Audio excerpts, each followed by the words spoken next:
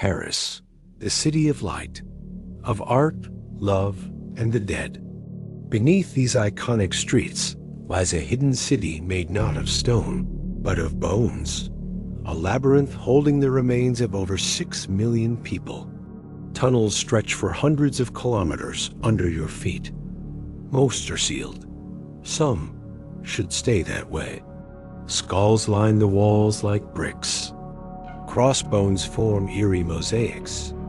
The air is colder, the silence unnerving. This is not myth. This is the Paris Catacombs. Before we descend, tell me in the comments, what is the most mysterious place you've ever visited or want to? Long before it became a tomb, the ground beneath Paris was a resource. In the Middle Ages, the booming city needed limestone to build cathedrals, bridges, and homes. For centuries, people lived unaware that a hollow world existed just below them. But as Paris expanded, another problem surfaced. Not stone, but bodies. By the 1700s, cemeteries were overflowing. The largest cemetery of the Innocents had been in use for over 600 years. Corpses leaked into neighboring basements. Locals complained of unbearable stench and disease. Something had to be done. In 1785, King Louis XVI authorized a bold solution: move the dead. Over the next several decades, at night and in silence, black-veiled wagons transported remains from graveyards to the old quarries. More came after: plague victims, war dead, forgotten burials.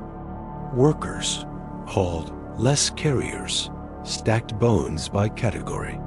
Femurs, skulls, pelvises. It wasn't random. It was deliberate architecture of the dead.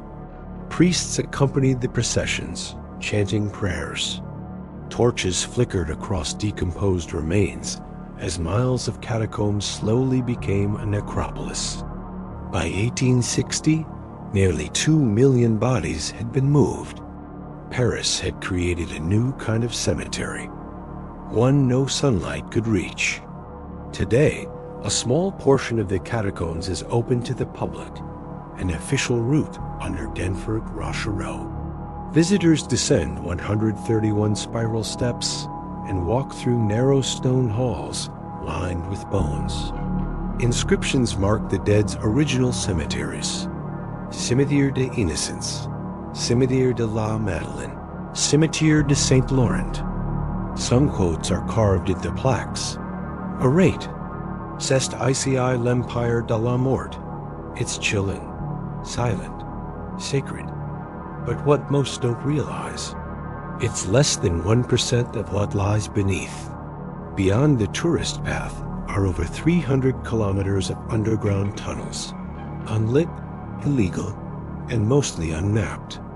Explorers known as cataphiles crawl through these forgotten spaces, entering through sewer grates, basements, or hidden maintenance doors.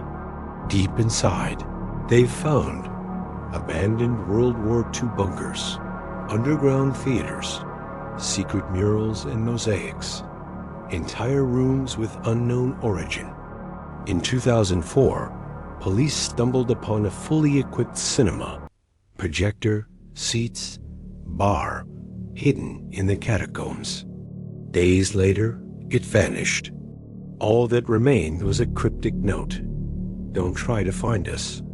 Why were they hiding? What else was hidden? Some cataphiles tell stories that feel less like urban legend, more like warning.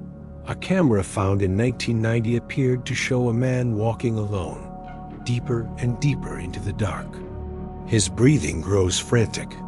The footage ends as he drops the camera. He was never identified. Others report strange acoustic zones, where sounds bounce endlessly or disappear completely. One explorer claims to have followed footsteps, only to find no one ahead. Another reported whispering, despite being alone. It's not what you see in the catacombs. It's what you hear. or don't. And the deeper you go, the louder the silence becomes. The catacombs weren't just a dumping ground. They became a secret stage for power, rebellion, and survival. During World War II, the French resistance used the tunnels to smuggle messages and weapons. Nazi troops later built bunkers within the same network. During the French Revolution, revolutionaries used the catacombs for secret meetings. And during outbreaks of plague or war, bodies were silently deposited here, unrecorded, unnamed, buried in haste. Beneath the beauty of Paris lies a second city, built by laborers, shaped by trauma, and haunted by absence. It's not just history, it's layers of forgotten lives. Why do people visit the catacombs? Why sneak into places so dangerous and dark? Some seek adrenaline, some seek art, but many seek reflection. The catacombs aren't a horror show, they're a confrontation, a mirror of mortality. Here, the living walk beside the dead. And no matter your beliefs, there's something universal in that silence. The catacombs strip away distraction.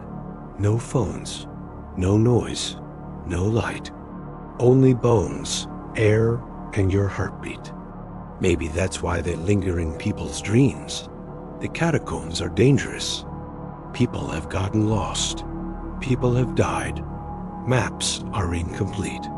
Cell service doesn't reach. And in some deeper sections, the air becomes difficult to breathe.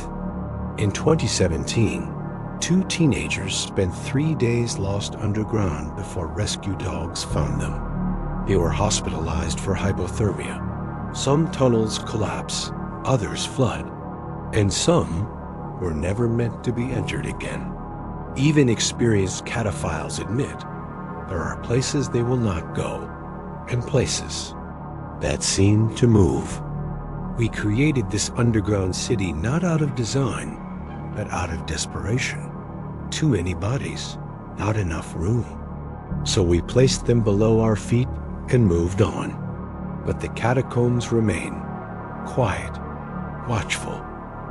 They remind us that no matter how advanced we become, we still carry the past beneath us.